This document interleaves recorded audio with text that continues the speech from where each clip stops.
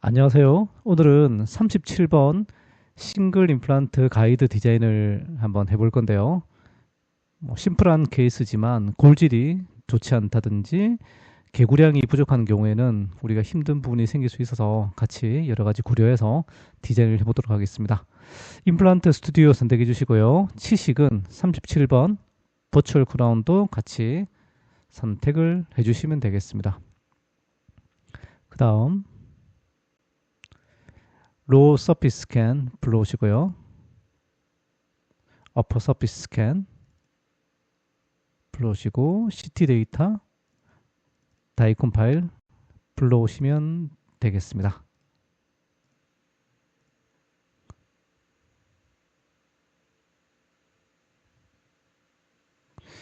자, 가상 발칠은 할 필요가 없고요.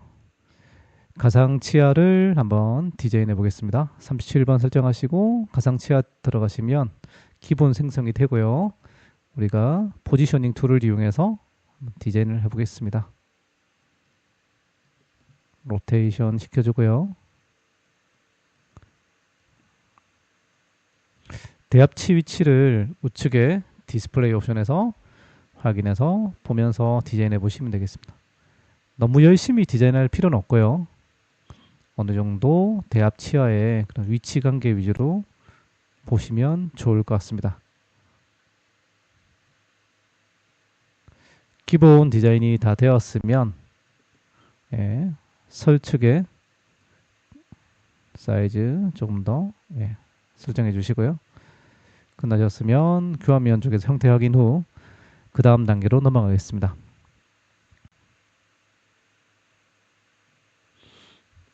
자, 파노라믹 커브 설정해 주시고요. C정션 근방에서 자동으로 생성을 시켜주고 필요한 경우에 이렇게 포인트로 라인을 더 설정해 주시면 됩니다. 기본적으로 자동 머징 기능을 제공해 주고 있는데요. 머징 결과가 그렇게 좋지 않겠죠. 톡을 3포인트 얼라이먼트 누르시고요. 아마 CT마다 HU 값이 틀리기 때문에 아마 그럴 겁니다. 그래서 HU 값을 아래쪽에서 설정을 해주겠습니다. 조금 더 한계값을 높여주고요. 치아의 형상이 비슷하게 나올 정도로 HU 값을 높여주고 락을 걸어 보겠습니다. 그리고 보면서 락 걸고요.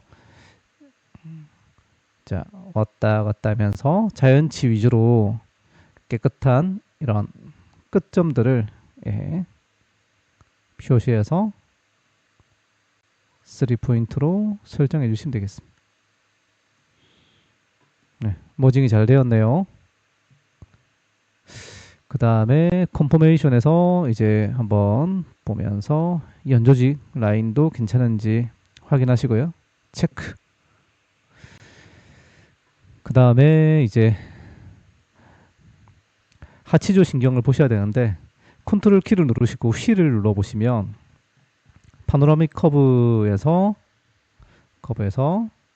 수평으로 이렇게 이제 크로스 라인을 우리가 이동시킬 수가 있습니다. 컨트롤 휠 눌러서 신경관을 클릭해 주시고요. 그 다음에 임플란트 선택을 하겠습니다.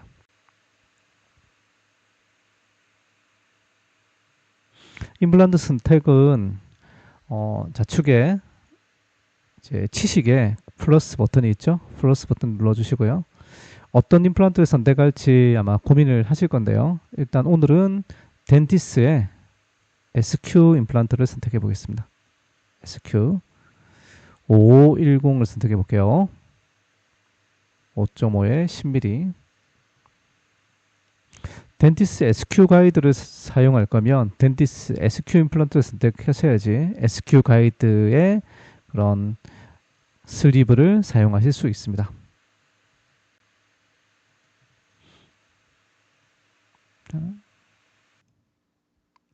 임플란트 위치를 설정해 보도록 하겠습니다. 아직 발치와에 염증이 남아 있어서 골질이 좋지 않은 편이고요. 불규칙한 이런 치조골화의 형태를 보여주고 있습니다.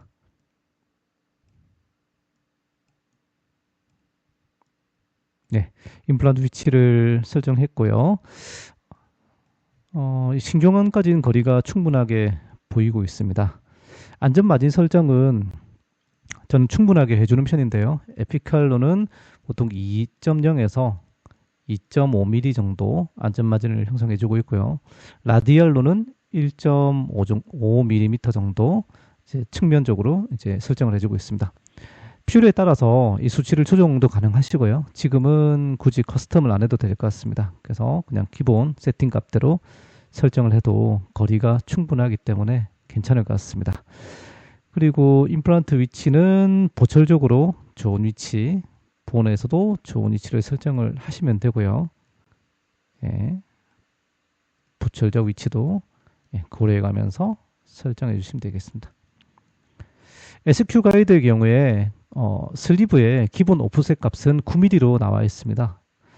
9mm인데 만일 슬리브가 이제 검에 걸린다든지 그런 경우에는 이 슬리브 위치를 2mm 단위로 올려주시고 2mm 더 긴 드릴을 사용하시면 되겠죠. 아직 골화가 좀 덜 된 부위가 있어서 이 부위를 고려해서 언더 드릴링을 하고 임플란트 식립하는 계획을 잡아보겠습니다. 자, 임플란트 위치 다 잡았습니다. 저는 약간 깊이 심는 편이고요. 본노스가 일어날 수 있어서 이렇게 플래닝을 했습니다.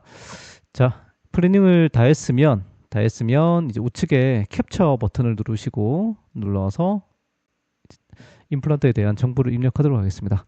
37번 SQ 임플란트 식립할 거고요. 5510 식립을 할 겁니다. 그리고 드릴은 SQ 가이드